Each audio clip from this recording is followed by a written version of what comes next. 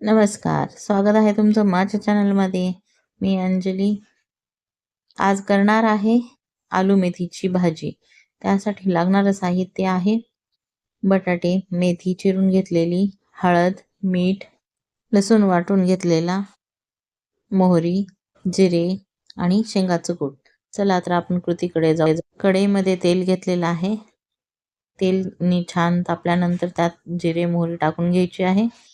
जिरे, मोहरी तडतडल्यानंतर त्यात आपण लसूण टाकून घ्यायचा आहे.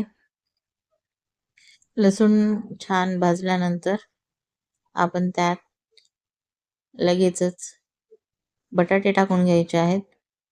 बटाट्यांना छान असा खरपूस भाजून घ्यायचा आहे, गोल्डन ब्राऊन कलर येईपर्यंत, जेणेकरून ते क्रिस्पी छान असे टेस्टी लागतील.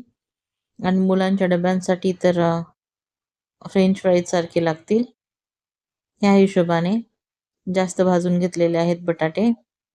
गोल्डन ब्राऊन झालेले आहेत, बघू शकता तुम्ही.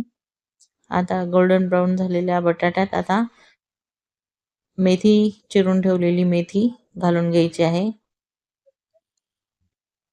छान मेथी घालून घेतल्यानंतर त्याला छान परतायचं आहे आणि त्यात मीठ, हळद आणि शेंगाचं कूट टाकून त्याला छान असं परतायचं आहे